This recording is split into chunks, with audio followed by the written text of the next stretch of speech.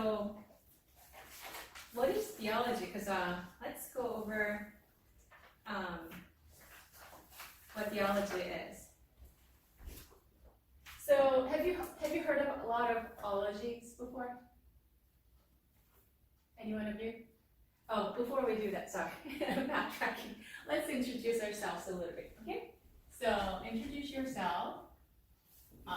So your name,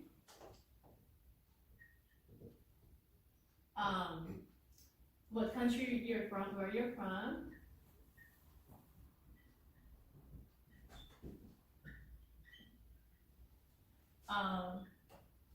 you know, married, not married, or yeah, if you want to, and then if you have children, if you like what kinds of jobs you had before.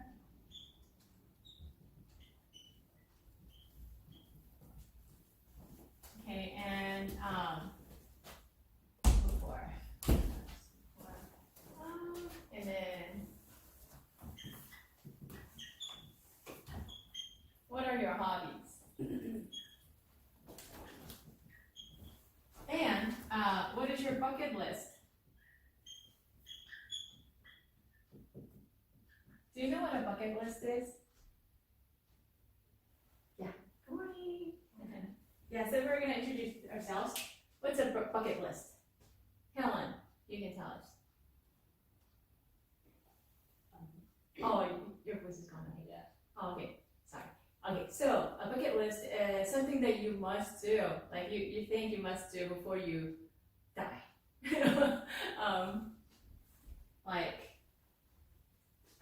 I need to travel to this country before I die. Like in my life, I must. You know what I mean? Or I must try skiing before I die, or something like that. It's your wish list. I must have this. So let's talk about this. Your name, where you're from, what kinds of jobs you've had, hobbies, bucket list. Okay, so my name is Joanne Yoon, and you can call me Professor Yoon, Joanne. Okay, I was born in the East Coast, but I was raised in Korea. I was born in New Jersey, but I was raised in Korea, and I came out here during college years. And what kinds of jobs I've had? I was a school administrator before, like a graduate school administrator, language interpreter. I worked at a library, volunteer coordinator for American Red Cross, and teaching. Teaching is one of my favorites. Yeah, I love teaching and seeing people learn something or grow. And yeah, recently I'm having like limited schedule, but before I used to take out my students, for like just eating and talking. That was kind of fun. That was really enjoyable. Yeah. My hobbies. Let's see. My hobbies. Going away with my friends. I wish I could do more often. And movies. Good movies are coming out in December. Yeah, great movies like The Shift. There are other movies that are coming out. If I remember, I'll let you know. The Shift. And there are some other great movies coming out in December. Yeah, I love watching movies, especially with friends. Yeah, just drinking coffee with friends, walking, hiking, checking out nature. If I really have time, I love baking or making some delicacies. Yeah. And then my bucket list, you know what? I think I'm going to fulfill one of these. I've traveled to many different countries, but I haven't gone to Europe yet. So my bucket list is go to Europe, check out. Yeah, I've traveled to Japan, China, and it depends on which part of China, right? Because it's so vastly different. I think I was in the southern, Hunan province. Where is it? Is it like a northwest, right? Is it southwest? Northwest. Northwest, right? South. Oh, southwest. Hunan. Closer to Nanjing than Beijing, right? Okay. All right. Geography all mixed up, but anyway, Hunan province. Yeah, I checked out Hong Kong. Let's see. Definitely Mexico. Let's see. Australia, Israel.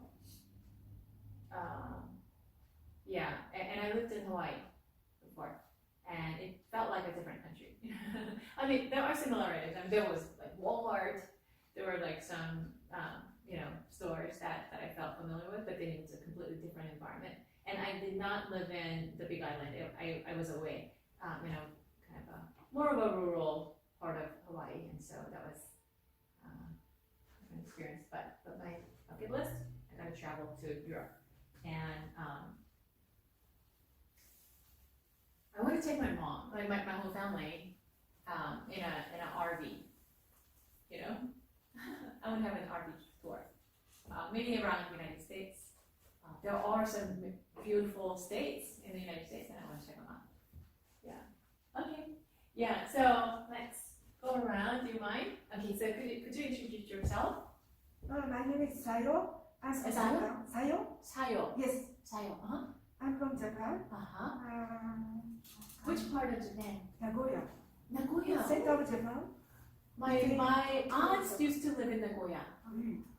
Yeah. There's isn't there like a baseball stadium? Nagoya. Baseball? Baseball. Yeah. Yeah, right? Yes. That's how I remember, yes. Wonderful. Wow.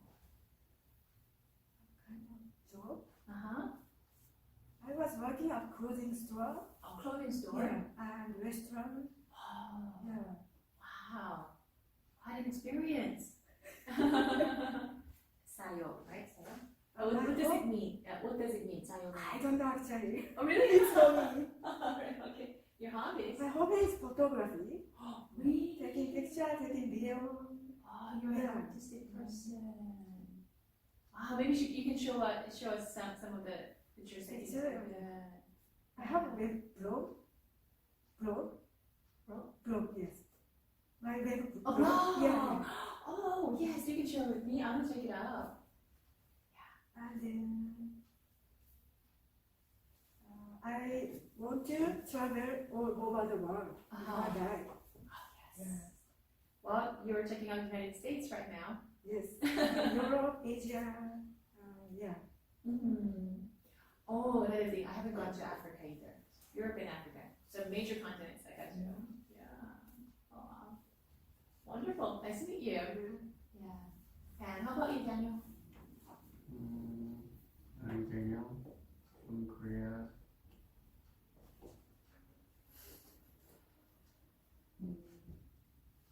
One job.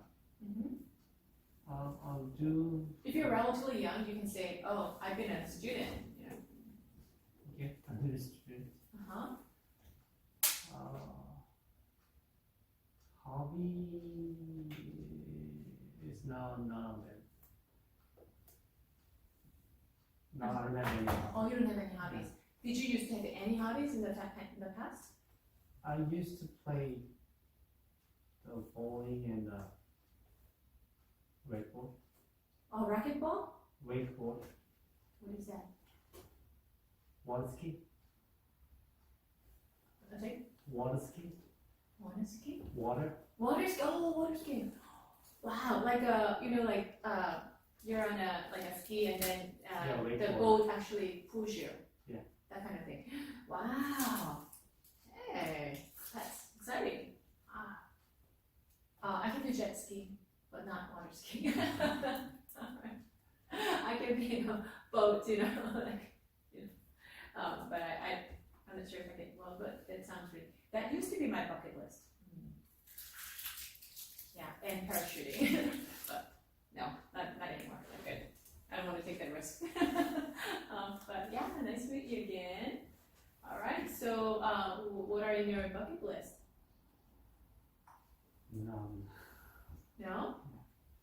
too hard right now? I'm good enough. Oh, you're just satisfied? Yes. That's important. Yeah. You know, it's not a matter of like what we have and how much we have. Because I checked out different areas of different countries. Sometimes I ended up in like a disadvantaged community where they don't have hot water, where they don't have proper housing, like it's leaking and you know what I mean. They don't have good schools and things like that, and they don't have the luxury that we have in Southern California. But apparently, they were happy, and they looked happier. They looked happier, and you could see from their faces. And so I believe you. I think it's a matter of if we are thankful for what we already have. Yeah, wonderful. All right. Sir, would you like to introduce yourself? Lau, right? You said Lau. Your name. You can say your name and what country. My name Cao Thung Lao. I'm China. Oh, you're from China. Okay. What part of China? Where in China? Which city? I English local. Oh, okay. That's fine. That's fine. Nice to meet you. Nice to meet you. All right. Ellen. My name is Helen. I'm from China. I'm kind of juggling multiple jobs. A lot of jobs. Yeah. My hobbies, just like what we talked about, probably like snow sports Yeah. and driving. Driving? Yeah.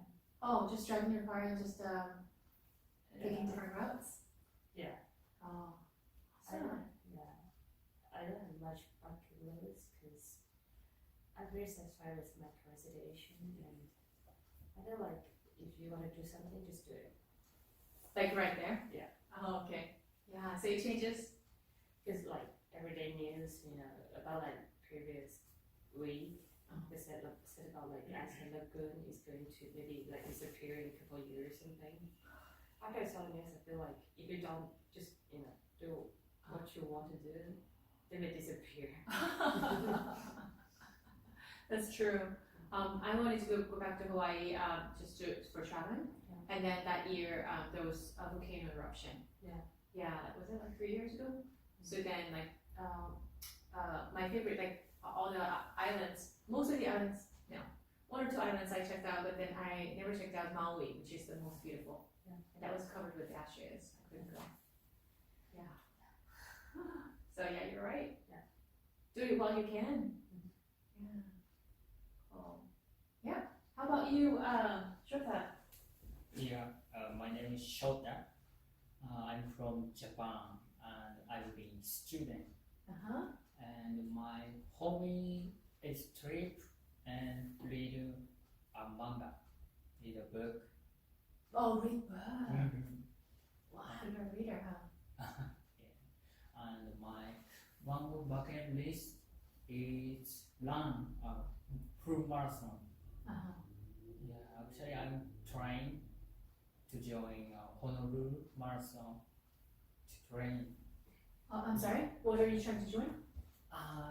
In Honolulu marathon in Marathon. Hawaii. Oh, you're a runner. Yeah, this month. This month. Oh, you've been training, huh? Yeah, I've been training now. Yeah, That's amazing. my wish is gonna Yeah. be true. Wow. Wow, that's amazing. That's right. Shota, you talked about it. So, to me, Shota comes across as a very gentle, quiet person. But sometimes gentle, quiet people have the strength that you don't know on the surface. Yeah, because a marathon is about self-discipline. You have to overcome yourself, right? So there was a marathoner, Mr. Hwang. His name was Youngjo Hwang, like many years ago in Korea, and he was I think he won the gold medal. Yeah, at least like a couple of times, a couple of Olympic games. And he said that my worst enemy is myself. Yeah, because there are like so many miles, and then you just think to yourself, I'm gonna die. You know, I'm out of breath, and my muscles hurt, and like I can't do this anymore. My heart can't take anymore, and wants to give up, right? So there are points he said. There are, and this is not just him. All the marathoners kind of resonate with him. Like there are certain points where you feel like you're gonna die, and so then at that time, are you gonna give up because it's not worth it, or are you gonna push yourself? And it's not like, well, don't die, you know, like it's better to save your life, right? But it's oftentimes not your body telling you that you're gonna die, but rather it's your mind. So then you have to overcome your feelings that you might die, right? And then you have to talk to yourself, and then you overcome that stage, and then so go to the next phase, and it's easier. And then there's another point where, and then so oftentimes they practice every day. Do you practice every day? Yes. Yeah. Wow. Talk about self-discipline in your work. You know, like you have other things going on, right? And then how do you find the time? How do you find? Yeah, how do you find the time? I'm making time to cook. Okay, so you don't cook. Yeah. And how else do you make time? Pardon me? How else do you make time? How do you make time? Like, yes, so a number of things, right? If you don't cook, what other things do you do to make time? Next time I don't take time every housework. I don't take time to housework. Oh. Yeah. Instead of my training time. Oh wow. Yeah, but eventually you have to take care of your house. So like, how do you manage? Just cramming in one day. I make less than time. Time to Do it quicker. no, rest time in week, a month. Mm-hmm. Make less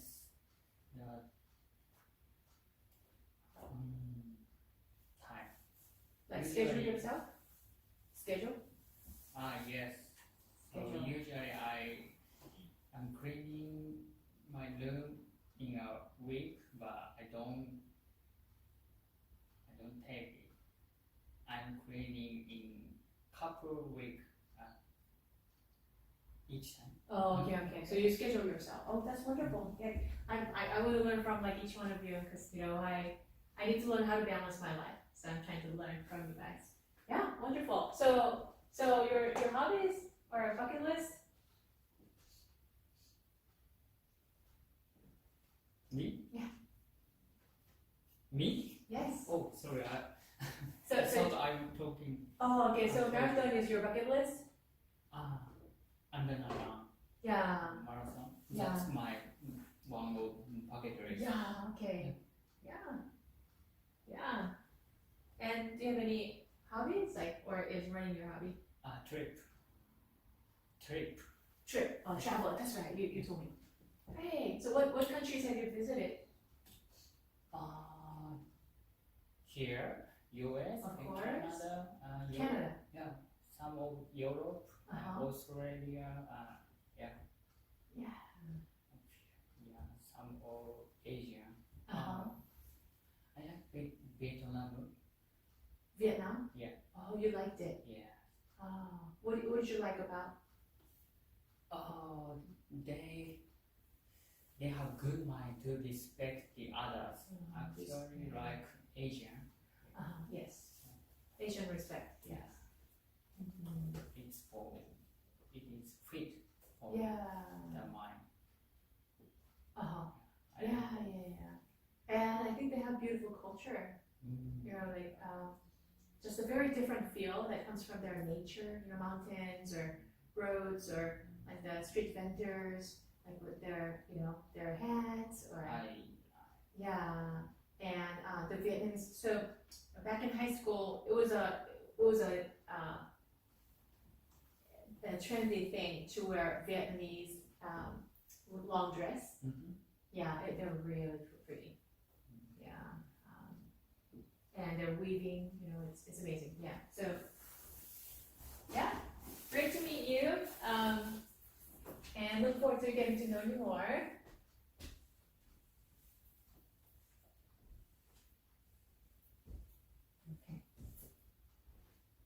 Okay. Alrighty, so let's start with Genesis 1. Actually, this is also in your book. Yeah. So, study of theology, just to give you some definition. Theology.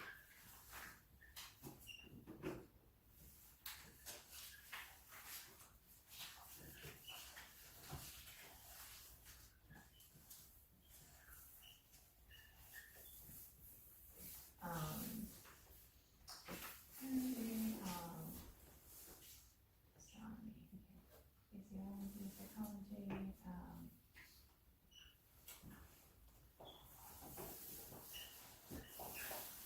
So what's common in all theology? 4 words.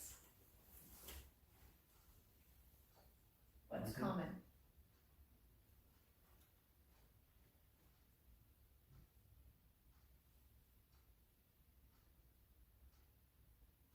So something ology, that's common, right? Theology, zoology, psychology, physiology, right? Archaeology,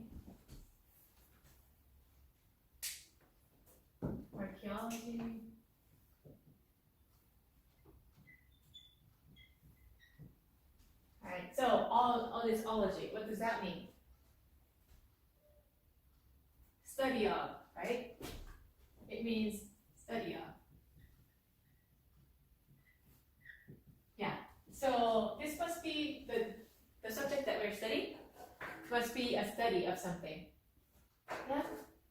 And what does Theo mean? Theo means what? It means God. So study of God and anything related to God. So that's what you're doing in this class, theology. Yeah, so let's read Genesis 1 to 2. You can read from the screen or you can turn to your booklet. But let's read. All right, so Sayo, can you please read verses 1 through 8, please? Page 5. Page 5, yes. In the beginning, God created the heavens and the earth. Now the earth was formless and empty. Darkness was over the surface of the deep, and the Spirit of God was hovering over the water. Continue up to 8. 8. So 3 to 8, continue. God said, "Let there be light," and there was light. God saw that the light was good, and he separated the light from the darkness. God called the light day, and the darkness he called night. And there was evening, and there was morning, the first day. And God said, "Let there be a gulf between the waters to separate water from water." So God made the gulf and separated the water under the gulf from the water above it. And it was so. God called the gulf sky, and there was evening, and there was morning, the second day. Yes, thank you. And God said, "Let the water under the sky be gathered to one place, and let dry ground appear," and it was so. God called the dry ground land, and gathered waters he called seas. And God saw that it was good. Yeah, so up to here, what do you see? So this is called the Bible, and there are different translated versions. And the version that I actually put there is NLT, New Living Translation. Yeah, so here's the Bible. The Bible is divided into mainly two books. So the Old Testament, is thicker, and then there's New Testament. So let's see. Yeah. So Old Testament and New Testament. So Old Testament is before Christ. New Testament is after Christ. Yeah. So do you know the year? What year are we living in? It's coming to an end, right? Which year? 2023. So the birth of Christ actually started AD. So AD and BC, right? Yeah. So BC is before Christ. AD means ad dominum, I believe, and that means after the birth of Christ. So it's really interesting that. Yeah. So it's really interesting that although not everyone believes in God or Christ, we're still living according to that calendar. And Sunday is a day off for most people, right? Most companies don't require you to work on Sundays. Yeah, isn't it interesting that we're going to read about that too? In Genesis chapter 1, they talk about, the author talks about the fact that God set aside the seventh day, saying it's a day of rest. Yeah. So the calendar year actually reflects that. And we're reading from Genesis, which is the very first book of the Bible. Yeah, Genesis means what? It means the beginning. It means the beginning. Yeah. All right. And what do you see here? The repeated word is that, God spoke and it came into being, right? Do you wish, like when we were little, like we dreamed about kind of several things, right? When we grow up, some of us wanted to become like a prince or princesses, right? Some of us wish that if we said something, it would magically happen, right? But we don't necessarily have that power. But God actually spoke, and there were things happening, right? So, in the beginning, what does it say? Verse 2 says, "Now the earth was formless and empty." Do you believe that? The universe. When it says the earth, it's talking about the universe as well. Do you know that the universe used to be formless and it was chaotic and dark? Yeah. If you've ever studied science, if you've ever studied astronomy, or any related scientific fields, you will come to realize that the universe was formless and it was chaotic and dark. How many of you have been in electric outage, power outage? Have you ever experienced that? Boom, and then everything goes out.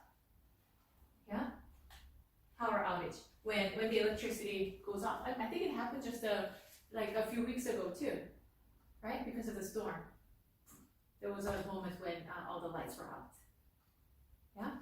Oh, okay, so it happened in where I was working down in Orange County, but you've probably experienced that. All the power goes out, and you can't even see anything. You can't charge your phone, right? You can't turn on TV. Your food in the refrigerator is gonna go bad unless the power comes back on, right? When I was growing up, during our school hours, there was sometimes power outage. When I was living in Texas, because of the storm, there was a 3-day period. Not the storm, but because of the snow and melted snow, it just broke all the electrical lines, and then for 3 days we didn't have electricity. Yeah. So I don't know if you've ever had that experience. I went to Hunan province, right? And I stayed in a hotel. And at nighttime, all the street lights were gone. And then I couldn't see anything. I couldn't even see my hand. And I couldn't feel where my head was. It was really scary. Yeah, so darkness can be scary, right? And it was chaotic. So we see outside and we see ourselves. There are certain things that we take for granted. The sun is supposed to rise, yeah, 5 o'clock in the morning. It's supposed to set, at certain hours, and then the moon is supposed to be up.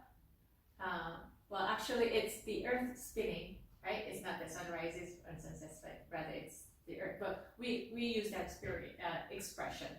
So, well, can you imagine when the sun does not come up? Like in the morning, you woke up and the sun is not there anymore. Can you imagine? So we take things for granted. It's supposed to be that way. We breathe and we think it's normal, right? Well, you wake up and even when you're sleeping, you're supposed to breathe. But have you experienced when it was not normal? When COVID was rampant, back in 2000, when was it? Was it 2020?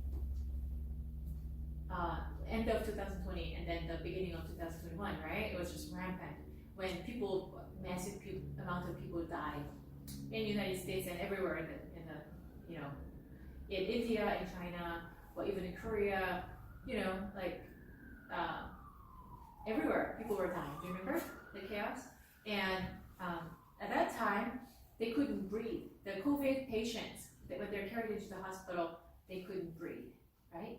That was one of the symptoms. And so they oftentimes had lungs filled with fluid, and so they had to get the water out of the vacuum. They used the vacuum to get the water out of your lungs and all that. So in those moments, some of the people that I know actually went through that, and they were like, you know what? I can't take breathing for granted. I'm thankful that somebody is allowing me to breathe. Yeah, and even the water. I've been to a place where there was no drinking water for a moment, and it was really, you just can't take for granted, right, what you have. And so where do all of the provision come from? Who makes the sun rise and sunset? Who allows the water so we can drink? Who allows our breathing? Yeah, that's something to think about, right? Who gives life? Who gives life to us? So each morning we wake up, and sometimes, I do that too sometimes. Oh, it's another day, yeah? And we have to go to work, or we have to take care of our children, or there are many things like, I have to take care of this problem, right? There was a movie, because I love movies. There was an old movie, and I'm forgetting the title of it. It's about a blessing. And this guy, this man, who is, he's a very good person. He was born in a country little town, and he became like a little manager for, it's not even a bank, but I guess a loan company, right? And he tries to be good to people. Oftentimes the loan companies take advantage of people, but this guy, his father was running the company and he just kind of inherited, he was just helping out. And so what happens is that he has a dream. He wants to go to a big city and become a famous person, but his younger brother, so long story short, when they were little, his younger brother actually fell in water and he was drowning. And so, say this guy's name is, say Peter. Okay, Peter jumped into the water during the cold winter because the ice broke. The reason his brother actually fell into the water is because of the cold winter, and it was just the ice broke under him.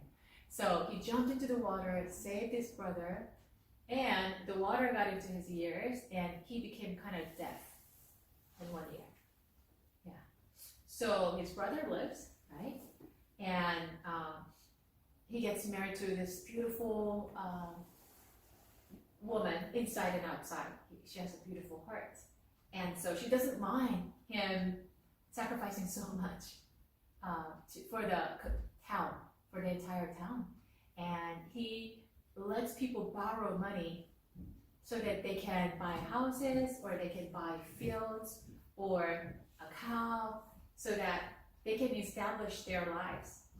You know, because they don't have any money, and you have to start from scratch, and you need money. And he just allowed people to borrow money at a low rate, and then he would just wait, you know, give them a lot of grace period, so that these people, the town people, they were able to buy homes, you know, raise their family. They were able to raise their farms. You know, now they have farmland, cows, and all that.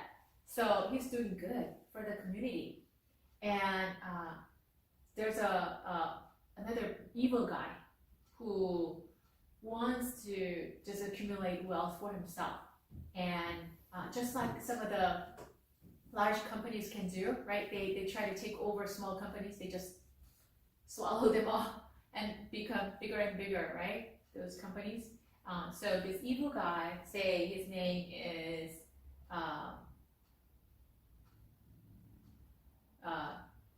Rob. Rob comes, and then he tries to take over. So like he loans money, you know, lets people borrow money, and then he makes the interest rate so high. And so if you can't pay back, then I'll take your home. If you can't pay back, I'm going to take your shop. I'm going to take your money. So people are being taken advantage of because of him. So this little guy, you know, what did I say his name is? Yeah, I'm forgetting. Gosh. Okay. So say Rick. Okay. Rick tries to save people from that. So come to my office. I'll let you borrow money, and then don't go to him, because I'm gonna let you borrow money at a low rate, and then also you can have grace period. But people have turned to him because, like, you know, Rob has better strategies. Like, if you come to me, then I'm gonna give you this kind of benefit and that kind of benefit. So people start to actually, you know, go to him. And then this guy is trying to take over Rick's company too. So he's like fighting that. And so he just got married to this beautiful girl he grew up with, say Mary. I think her name was actually Mary. But anyway, Rick says, you know what? So they're on a honeymoon. So they're so poor. They're doing good for the community, but they're so poor. They have this little car that's like making a lot of noise, but they're going somewhere. Like, let's go for a honeymoon. And he saved so much money for the honeymoon, and then he sees people running to his company, just crowding in. What's happening? So there was a crisis where people need to have that money, their money back or whatever. And then so it's in crisis. If he doesn't stop and take care of that, the company is gonna go down. So he gives up his honeymoon, and Mary is like, okay, where are you going? And he goes and takes care of the emergency. And then it becomes like nighttime, already like day one of marriage. He has crisis, and then so toward the end of the day, somebody calls and, you know, okay, so Mrs. Rogers is calling. Who's Mrs. Rogers? Like, I'll take the call. Like, Mrs. Rogers. Oh, that's my wife. Okay, so he takes the call, and she's like, instead of being so mad at the fact that they can't go on a honeymoon, he spent all the honeymoon, saved the money to take care of the crisis, to help the people. And she's like, honey, come home. And then there's like a house that is totally, it's subject to demolition because it's been there for a long time. It's already falling apart.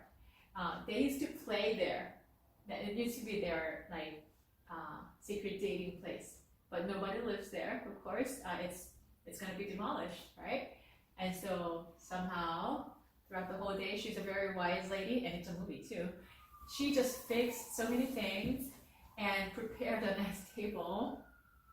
She made it their honeymoon, like their home and honeymoon, and she made friends with people. And so the guards and police officers, they come and they start singing, you know, for them. And it's a rainy day too. It's like terrible. And he opens the door like, oh, what is this? You know, the cobwebs and all that. He opens the door. This beautiful bride of his own is dressed up in nice clothes. She prepared a table for him. And she says, welcome home, honey. Long story short, that's how he lives his life. He sacrifices his time, money, and everything that he has, and he ends up having like how many kids? 5 or 6 kids, giving to other people to help them live. Just as he rescued his own brother and he lost 1 ear, right? And so he's lived a life like that, and everything bad happens to him. Okay, he lives in this house that is about to be demolished, and they just do the renovation, painting on with their bare hands. The wife never complains. What a wonderful wife. And their kids are growing up fine, but then one day, this evil guy, Rob, he constantly tries to, take over his company. And finally Rick's uncle works for the same company, right? For his father, Rick's father and his brother and the son were working together.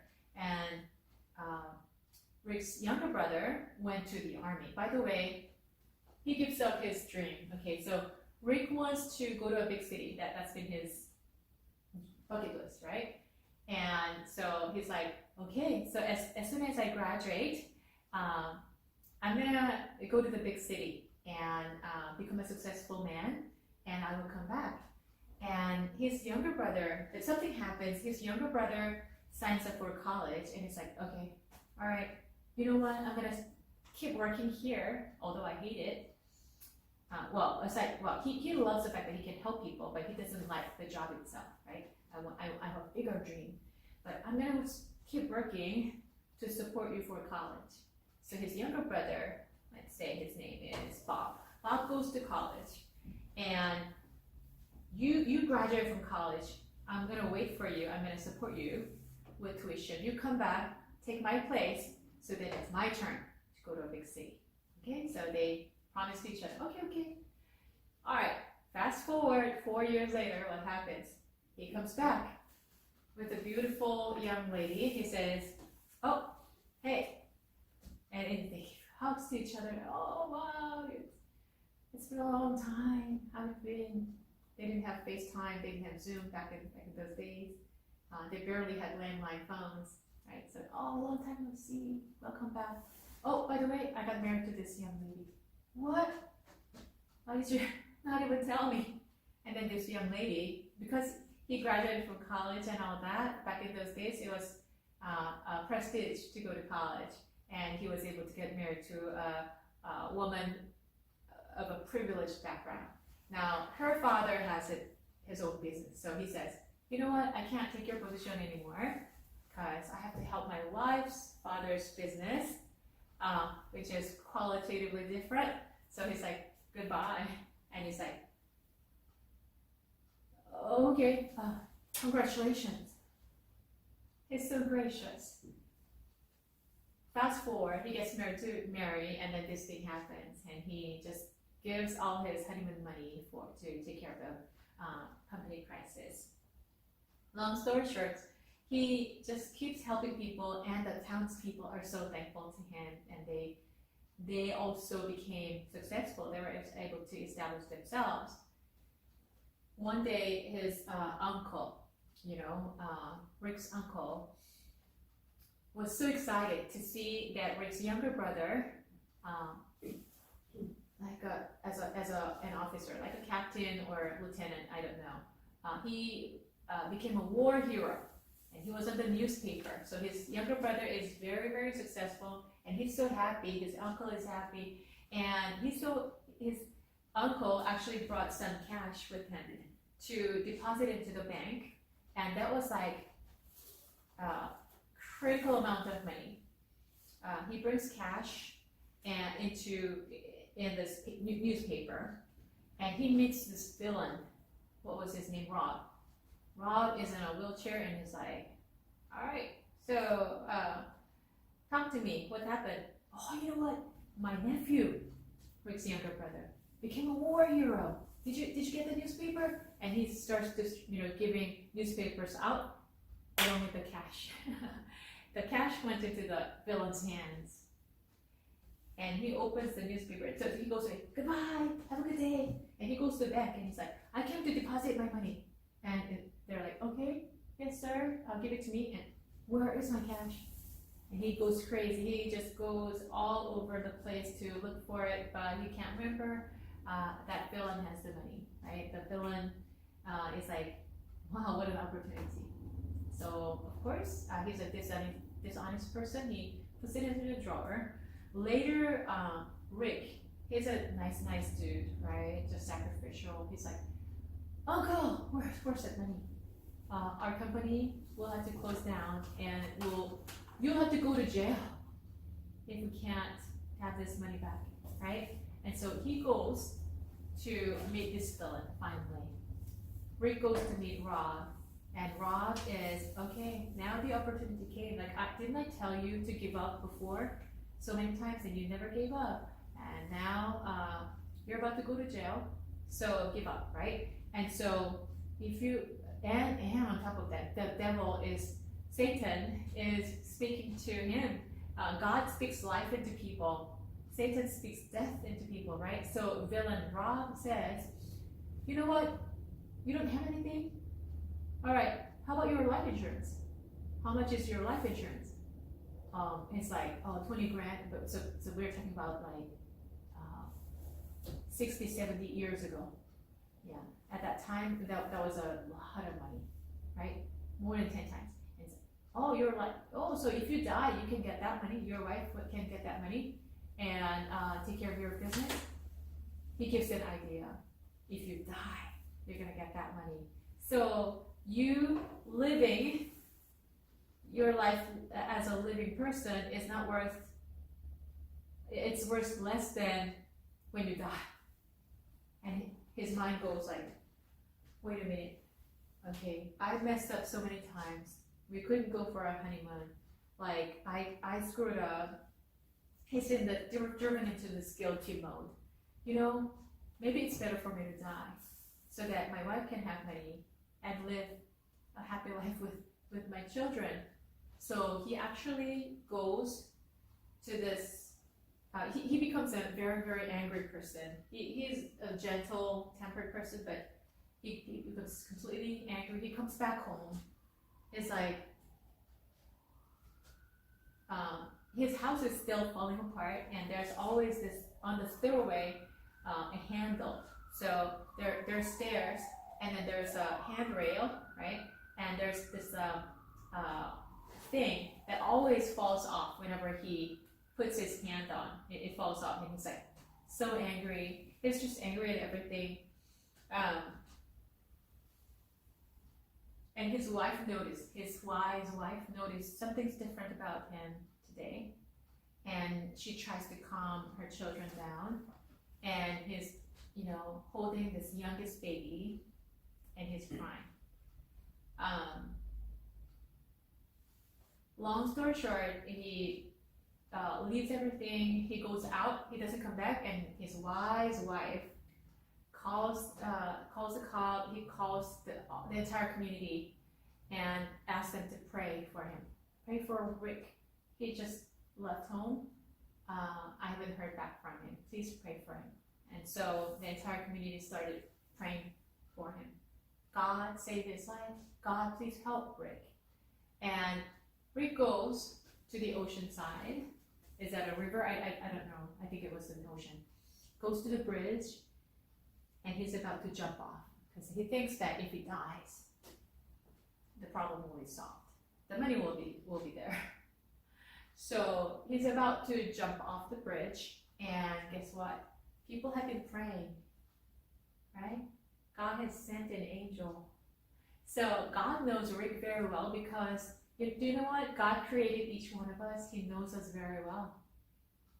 Yeah, he planned on us and he knows us very well. He knew Rick very well, and he knew that Rick would forget about dying or committing a suicide if he needs to help somebody. So that's what he does. God is so wise. He sends an angel, and Rick is about to jump off the bridge, and this guy jumps off and falls into the ocean water. And he's like, help! Help! He's drowning, right? And then Rick goes like, what happened? I gotta help him. Just like he had to help his younger brother when he was little. He takes off his jacket, he jumps into the water, and he rescues this guy. Brings him out to this, there are like a guards, around, and there's like a, what do you call it, little office where they spend the night, and he brings him in, and this guy, who is actually an angel in disguise, angel second class, he doesn't have wings yet, or whatever that means, it's a movie, so he's all wet, and he's like, all right, so take off your clothes, let's turn on the heater, and he tries to really take good care of this angel, thinking that he's a guy, right? Ooh, and then, long story short, so his life was saved. He missed the moment to commit suicide, and so he's like, okay. And then the angel asked, okay, what's going on? And Rick asked him, what happened? What's going on? Why did you throw yourself there? It's like, oh, I tried to save you because you tried to commit suicide, so I jumped in so you would have to help me. And he goes like, what? Who are you? Anyway, long story short, this angel says, what do you wish happened? And Rick says, I wish I were not here. I wish I did not exist. That's better for everyone. That's better for my wife. That's better for everyone. So it's like, okay, so you got your wish. So the angel was given the power. He asked God's permission. He was given the power. All right, so Rick, you do not exist anymore. So it goes back to the situation where Rick was not there anymore. Rick was not born. So then immediately he brings this guy to a tomb site. His younger brother, I think his name was Harry or something, Harry's tomb, because at the age of, whoa, this is my brother, what happened to him? And he goes like, oh, you know what, because you were not born, nobody could save your brother when he drowned in the water, so he died at the age of 9. And then he goes out to the street, and then there's Mary. She comes out of, I think like a library or somewhere. She was working, and she looks at him. He goes like, Mary, Mary, and then she screams and she runs away. Why? Well, you were not born, so she doesn't know you, and because you were not born, she did not get married. She's an old maid now. So like everywhere you go, and then he goes back to his town. Now the peaceful town, supposedly. Now everywhere it's bars, like what do you call it? Casinos. Everywhere casinos, drinking place, red light district. And there was a woman that Rick had saved. One of his friends that he grew up with, she became a prostitute. actually, the story that I did talk about is that he had helped her financially when she said, oh, you know what, I'm gonna go to New York, start a new life, you know, and he helped her. And so she went to New York, and I think she became a successful either fashion designer or something like that later, right? But because you were not there, nobody could help her, she became a prostitute. And she screamed and yelled as, you know, guys actually mistreat her. The beautiful town had turned into worse than Las Vegas. Because because you were not born, nobody could help these people establish their homes, farms, families, and so this town is sold into the hands of the villain. Rob had taken over, and all the casinos and drinking places, red light. This town has become a red light district. So he gets to see what happens when he was not there, right? I wish I were not born. Okay, you got your wish, and this is how the world looks like. And then finally he goes like, please, I'd rather go back to that painful life. Take me back, take me back. And so the angel takes him back. And the situation has not changed. Still, he has this huge loan. His company is gonna go down. Miserable life is waiting for him. And so, but he's so joyful. Now I have my life back. I'd rather live like this than not having me and seeing all these tragic things happening, right? So he's happy now. He's bleeding. He got into a fight. Somebody just punched him. Yeah, so he was bleeding and the blood comes out. He's like, oh, I'm back. He's happy about his blood. He goes back home.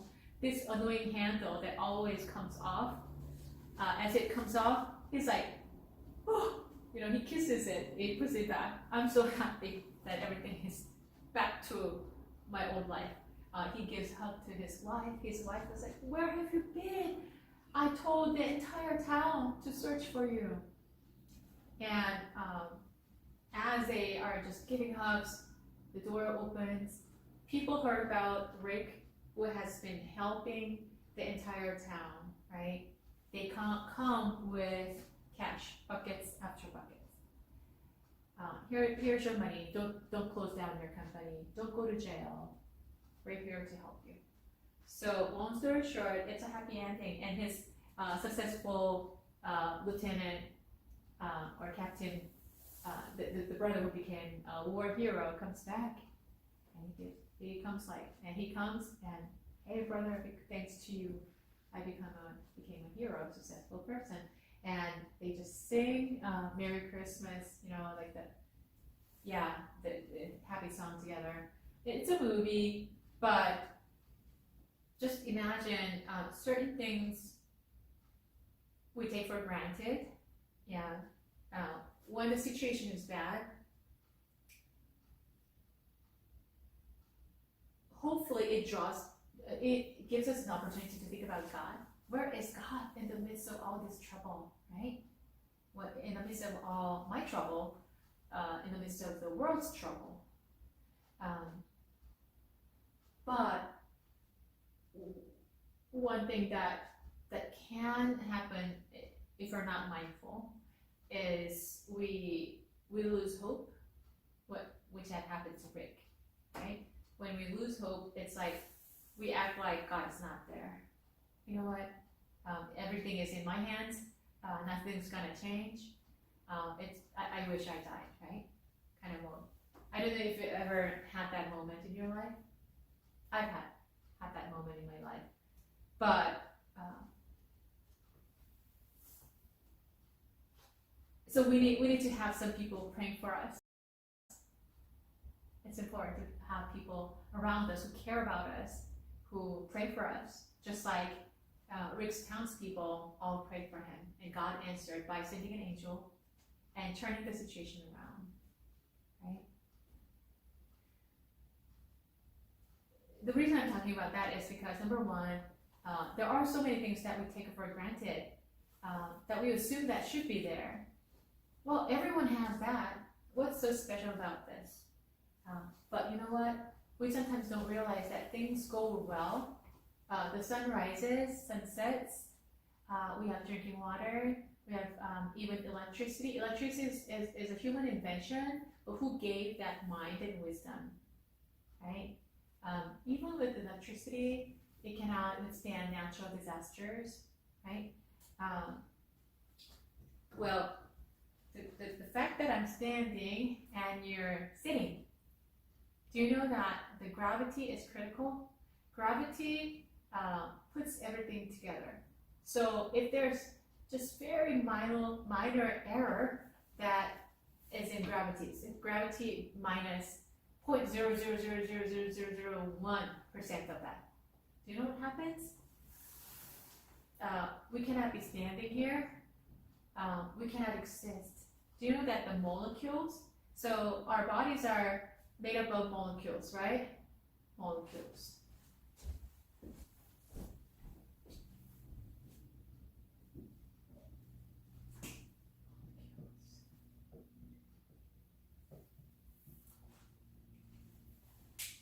And the chairs and the desk, they're made up of molecules. So how is it that we have solid things like this? How do you have your body? How do you have that camera? How do you have that clock? It's because there's gravity. The gravity is holding everything together. So if there's something that goes wrong with the gravity, even just a little bit, we fall apart. We don't exist anymore. The earth does not exist. Things do not exist. So and do you know what? If you study science carefully or in depth, all the things that we're living in a fine-tuned world, including gravity, and that gravity is generated by the distance between this planet and other stars, right, in the solar system. Do you know that? Right? If the distance, there's a little bit of error about the distance, then we fall apart. We would either clash or we fall apart. So, and then anybody who has done in-depth scientific study knows that there's a law of I'm forgetting the exact name, but the law of disintegration.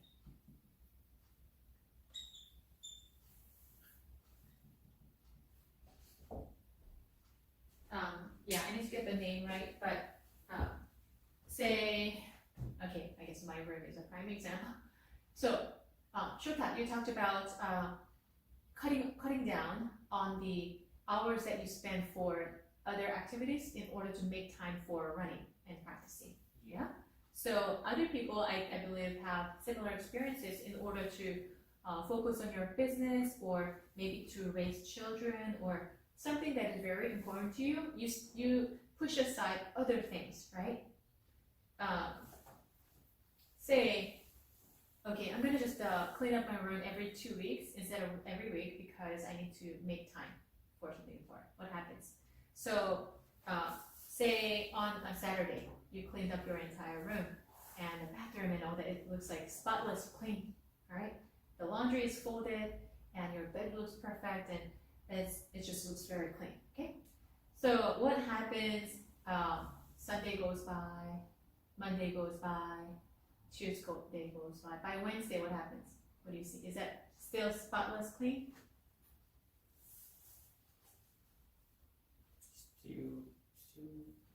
Still what? Is that still very clean, like the day when you cleaned up?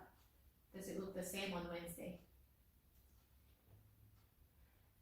So what I'm trying to say is, as time passes, okay, you take off your shirt, you take off your shoes, like a little bit of dirt comes in, like whenever you open the window. So what happens? As time passes, it becomes more and more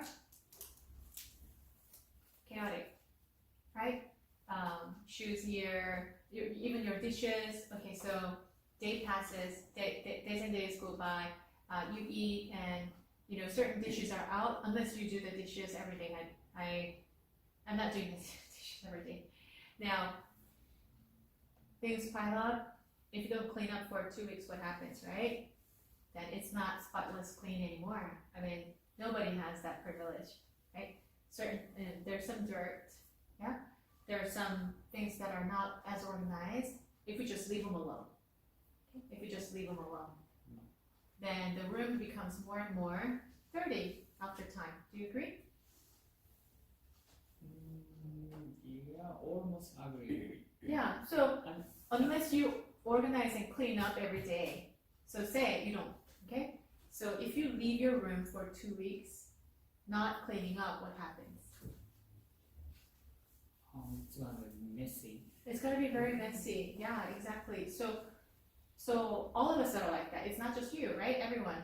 So it's because as time passes by, if there's no intervention, then it becomes more and more messy and chaotic, right?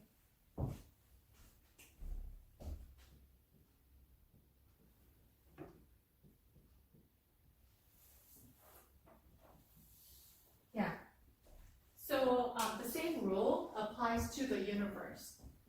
Do you know that somebody is fine-tuning the gravity? So if you just leave them alone, okay? If nobody is doing anything for the universe, do you know what's gonna happen? First of all, the universe is expanding. Do you know that? Universe is not static. It's expanding right now. So any scientist would know this. So it started from a little tiny thing, and there was an explosion. Do you know that? Explosion. And so there was a universe. Okay? And then ever since the beginning of the universe, it's expanding. It's becoming bigger and bigger. Do you know that? So the universe is moving, expanding at this moment. We don't know, we don't feel it, but that's what's happening. Yeah. And so while it's expanding, so then things change, right? Things are changing. So if you just leave them alone like that, gravity will be off. Things will be off. If you just leave them alone, the universe becomes more and more chaotic. And there are much bigger consequences than not cleaning up a room. Not cleaning up a room, you don't die. But if the universe is left alone, things fall apart and we won't exist and we will die. Do you know that? So the scientists are finding out that there's somebody, we haven't seen this person, somebody is fine-tuning the universe every day. Yeah, maybe I should show you a video. Somebody's fine-tuning the gravity, somebody's fine-tuning the distance between the planets.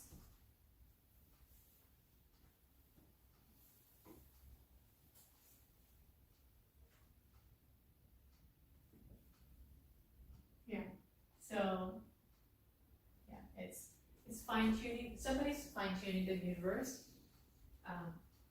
Somebody's providing oxygen, like hydrogen, all the things that we need in order to sustain our life.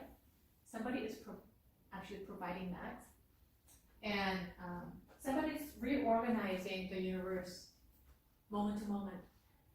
That's what's the evidence? You and I, standing, existing, breathing, this is an evidence that somebody is fine-tuning the universe even today.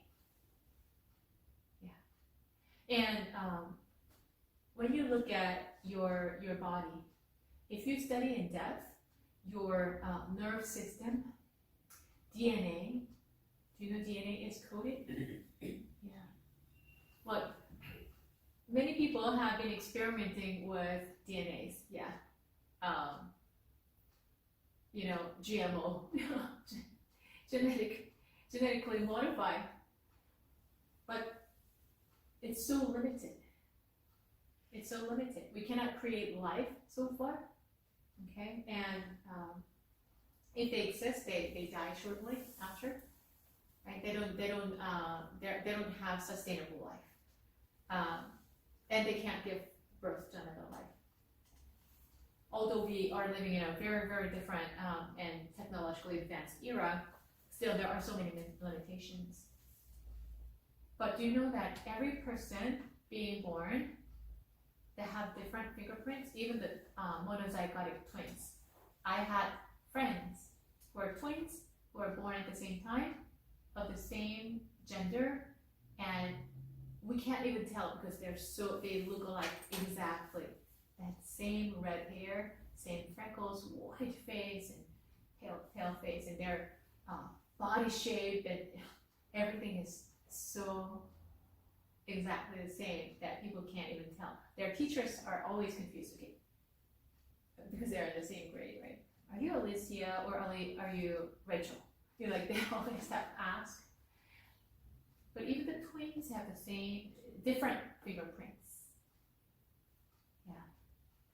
Their brains are created differently. Yeah. They have slightly different genetic composition. How can that be created by chance? Rolling of the dice. People who don't believe in God say, or the creator, God the creator, say, it's roll of the dice. You roll the dice and you happen to be born by chance. We're born with certain personality, genetic composition, with certain inclinations by chance. It's an oxymoron. It's very hard to try to prove it that way, that we were born by chance, that everyone is a chance. You're one of the statistics. I used to believe that. But you know what? Everyone is planned, handmade. Your genetic composition is not a chance, not by chance. Somebody had a mastermind to plan on you. Even if your parents say, oh, you're an oops baby, sorry, we never wanted you, but you were born by accident. To our parents, it might be an accident. But you know what? God had planned on you. People around you might say, you know what? You're not very significant, whether you are there or not there, it doesn't make a difference. Some people might say that, but you know what? God thinks of you very importantly. Why? If you ever created something, say, I don't know if you've ever done pottery, if you've ever done a model house, architectural design, 3D design, if you've ever made something, yeah? Isn't it precious to you? You keep it for a long time, right? Although it might not have any commercial value, you keep it for a long time just because you made it, you planned on it, you designed it, right? Say your artwork.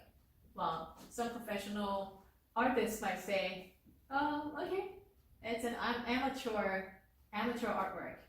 But to you, because you thought about it, you put your effort into it, you handmade it, it's precious to you, you keep it in the closet probably for a long time.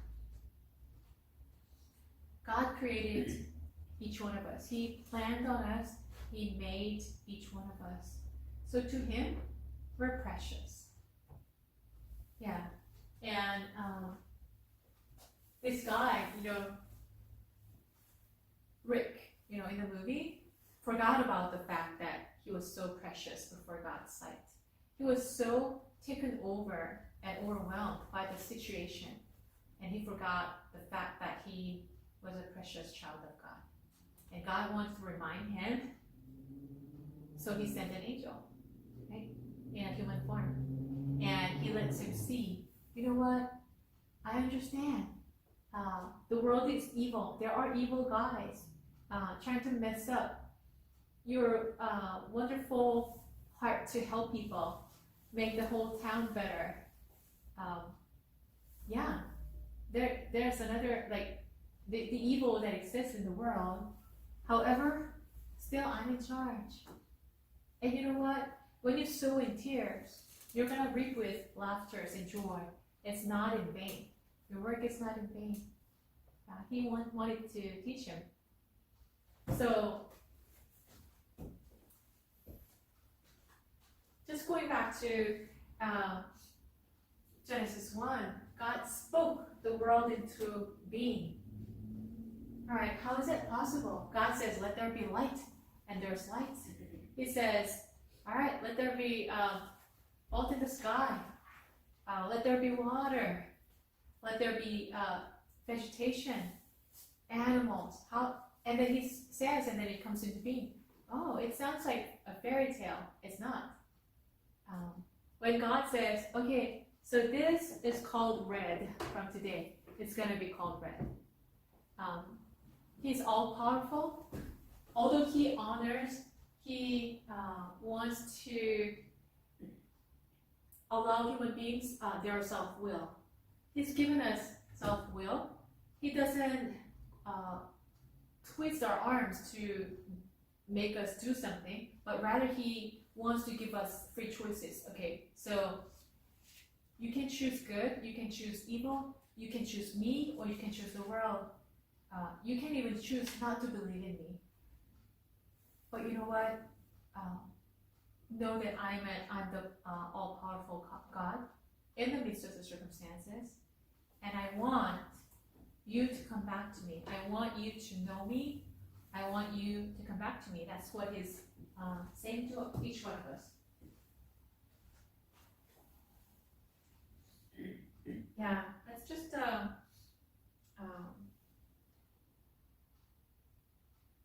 continue reading. Shota, do you mind reading verses 9 through 20? From 9. From 9 to 20? And God says, let the water under the sky be gathered to one place, and let dry ground appear. And it was so. God ordered the dry ground, and the gathered waters he called seas. And God saw that it was good. Then God said, let the land produce vegetation, seed-bearing plants and trees on the land that bear fruit with seed in it, according to their various kinds. And it was so. The land produced vegetation, plants bearing seed according to their kind, and trees bearing fruit with seed in it according to their kinds. And God saw that it was good. And there was the evening, and there was morning, the third day. Yes, continue reading, please. Up to 20? 20? Yeah, so 14, continue 14. And God said, let there be light in the fall of the sky to separate the day from the night, and let them serve as sign to mark sacred times, and days and years, and let them be light in the fall of the sky to give light on the earth. And it was so. God made two great lights, the greater light to govern the day, and the lesser light to govern the night. He also made the stars. God set them in the power of the sky to give light on the earth, to govern the day and the night, and to separate light from darkness. And God saw that it was good. And there was evening, and there was morning, the fourth day.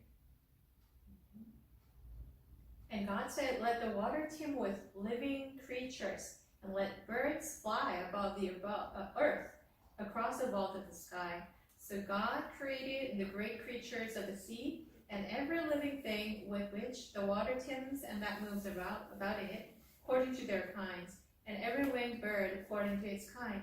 God saw that it was good. God blessed them and said, "Be fruitful and increase in number, and fill the water in the seas, and let the birds increase on the earth." And there was evening, and there was morning, the fifth day. And God said, "Let the land produce living creatures according to their kinds, the livestock, the creatures that move along the ground, and the wild animals, each according to its kind." And it was so. God made the wild animals according to their kinds, the livestock according to their kinds, and the creatures that move along the ground according to their kinds. And God saw that it was good. Daniel, do you mind reading verse 26 through 30?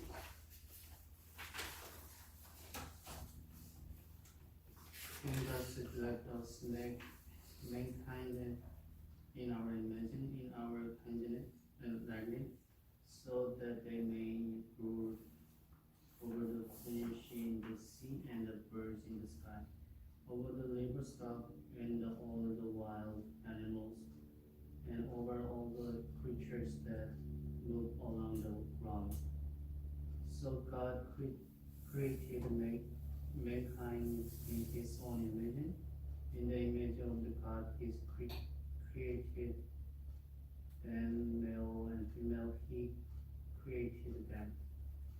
God blesses them and said to them, "Be fruitful and increases in number. Fill the earth and the Subdue it. Rule over the fish in the sea and the birds in the sky, and over every living creature that moves on the ground." So God said, "I will give you every sea bird breeding plant on the face of the whole earth, and every tree that has fruit with seed in it. They will be yours for food, and to all the beasts of the earth, and the birds in the sky, and all the creatures that move along the ground, everything that has the breath of life in it. Continue. Give every green plant for food," and it was so. God saw that he had made it, and he hadn't made it was very good. And there was evening and there was morning in 6 days. Yes.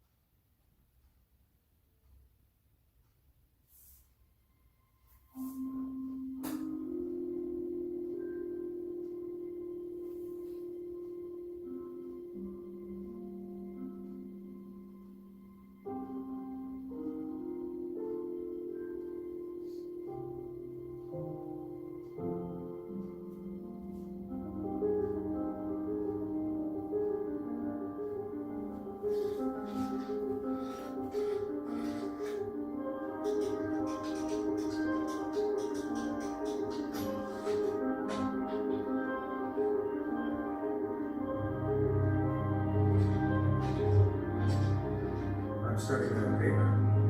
Very no words.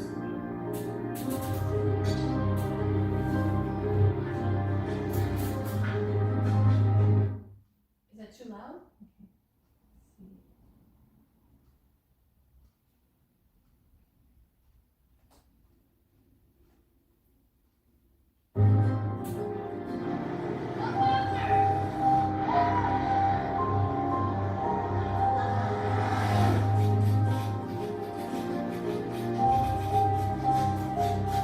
Good job. House. Couple kids. Don't worry, I didn't all work out. Ladies and gentlemen, please welcome the newest and youngest addition to the tribute team, Lee Strobel.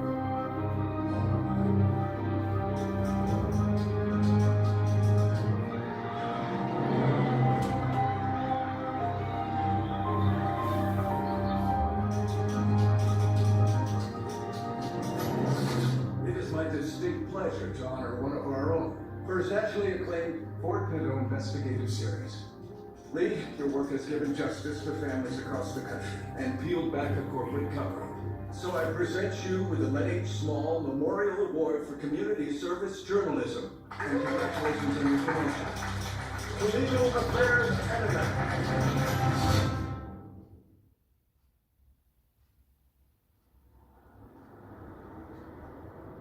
Thank you, Mr. Cook, for the award, for the promotion, mostly for the promotion. The only way to truth is through facts. Facts are our greatest weapon against superstition, against ignorance, and against tyranny. Now, I learned those words from my mentor, Mr. Ray Nelson. Everybody, let's let him hear it. You all know Ray, he's a legend in the business, but to me, Ray, you've been more like a father, so thank you. Thank you, son. Most importantly, I owe this honor to my beautiful and very patient and very pregnant wife, and to my favorite little lady, Allison. I love you both more than you'll ever know. Yes, sweetie. Now can we eat? Yeah! I'm ready to that. Thank you. I got pasta. Ooh, well then. Boy, she finds the biggest word on you tonight. Asparagus? What? That is a big word. Not for a girl who's lost it too. Oh, okay. Big I'm girl. so impressed. Big girl who didn't eat her dinner. Full. You're full. Is that right? Are you gonna tell me you're hungry when we get home? Alright, I'm gonna give you dessert if you eat one more noodle. That was easy. So, we have to bribe me a little bit. We done? Show me done. There's still spaghetti in there. Swallow that. Take this, go. Good work. You know, I'm feeling pretty good about myself. Yeah? Mm-hmm. How's that? I am married to a published author. It's very impressive. Mm-hmm. Isn't it? Mm-hmm. Proud of you. Thank you. Love you. Feeling over you. Mm-hmm. Sweetie? Adams, what is that? Are you choking? I think she's joking. Now we Okay. can walk. Hey, sweetie, just breathe on me, okay? Allie, Everybody can eat your give her some space. Allie, Come on. Are you having help us? Please call an ambulance! It's okay, baby. You can, okay? Okay, breathe for me. You're gonna be alright. Baby, I'm right here. I don't know. I love you, sweetheart. Just okay, just stay calm. Come on, Allie, walk with me. Come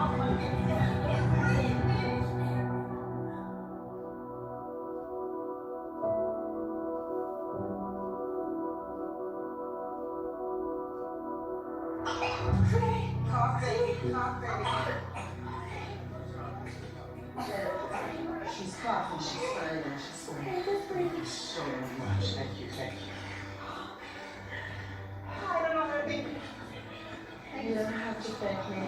I'm a nurse at Mercy Hospital. She's gonna be fine now. We're so lucky. Well, it's not luck. It's Jesus. My husband and I went off to another restaurant today. Someone told me I need to be here. Wow, thank you. Leslie. Alfie Davis. Okay, great. God bless you. Just keeping it interesting, huh?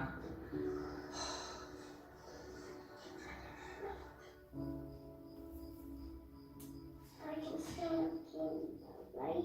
We'll have to sing about that. Get some sleep now. Alright, Missy? Mom, who's Jesus? Jesus was a man, great man, and you know, we've talked about God, right? You know how mommy and daddy read you stories at night, you know, fairy tales that you like. So believing in God is kind of like that. It's really nice stories. But we are atheists. Atheists don't believe in God. What do they believe? They believe in what's real, in what we can see, what we can touch. Like what? Oh, like this? Well, I guess I'm an atheist too. Sleep booger, okay? There's Barry. There you go. Good job. Alright, sleep good. I love you. Daddy, Yes, love. good night.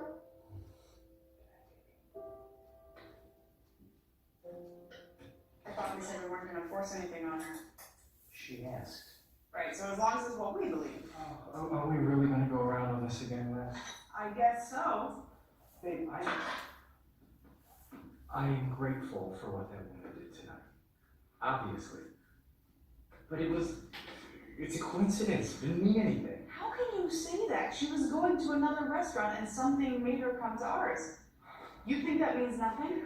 I know it means nothing. Can I tell you what it means? It means that we would have lost Allison. If that woman hadn't been there, we would have lost her. Our whole world would have changed forever. Yes, but it didn't. Okay? We're all okay. Everyone's okay.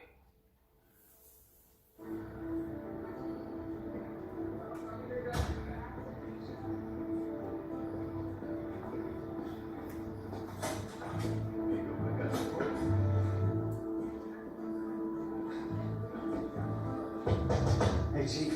You know, I could have edited 3 pieces with my red pencil in the time it takes me to do 1 piece on this ridiculous thing. My new book. Just picked these up from the mailroom. Wanted you to be the first to say it. Yeah, there's a cop shooting this weekend. Inglewood. Officer survived. See if you can get me on the shooter. James Hicks. No, that's copy. I'm legal affairs now. Why don't you give that to Monroe? You may be a golden boy to the suits upstairs, but to me, you're still just a brief reporter here.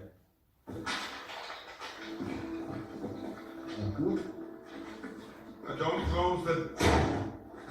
London, want an autographed copy of my new book? Not one bit. Jealousy doesn't look good on you, my friend. Yeah, nothing does. Overnight little breaks make people struggle. Thanks, Rod. Hey, I want you to go through yesterday's local rag, see if I reported on a cop shooting. The person's name is Hicks. James Hicks. James. Sure. Okay, you got 30 minutes. I'll take a book if they're still offering. Hey, London. You hear that? Got my first taker. Yeah, no, you Put your mouth on this business, kid. Even if you're a second. 29 minutes, Rod. Room 241, bed 2, going home today. Will pray for discharge, please. Leslie? Yes, hi. Alfie. Yes. Muffins. I have not been able to stop thinking about it. What if you hadn't been there? There is no what if with God. You're so sure. How can you be so sure? Do you really want an answer to that? In surprising ways. So tonight, for example, if you find yourself here for the first time, I just want to encourage you to open your heart and take a chance. Maybe God's trying to get your attention right now. And trust me, if you listen expectantly for his whispers, you'll hear them. You will. Maybe you're afraid. Maybe you have doubts. Maybe you've felt something missing in your life and you don't know quite what it is. That's fine. God is patient. And when you're ready, I promise you, He'll be right there waiting for you with open arms. Hey. Hey. Alright. I hope it was fun. It's based on the true story. Yeah. He has a series of documentary. He's a journalist at Chicago Tribune. Very successful journalist. What does the journalist do? They're fact finders. They go and dig in. So he's out on his mission to dig out the truth for this murder case. Not a murder case, but shooting. You know, somebody shot the police officer, right? And he's trying to find the facts to let the public know what the truth is. So that's the kind of job he does. But I will continue another time. So let's close with a prayer. Heavenly Father, we thank you so much for giving us time, giving us life and breath. And thank you for creating each one of us according to your wonderful plans. May your plans unfold in our lives, and may you speak to us continually throughout this week. May you keep and protect and guide each person in this class. Lord, bless each one of them. Lord, and Lord, let this be a day of joy and overcoming and enjoying your presence. We thank you in Christ's name we pray. Amen.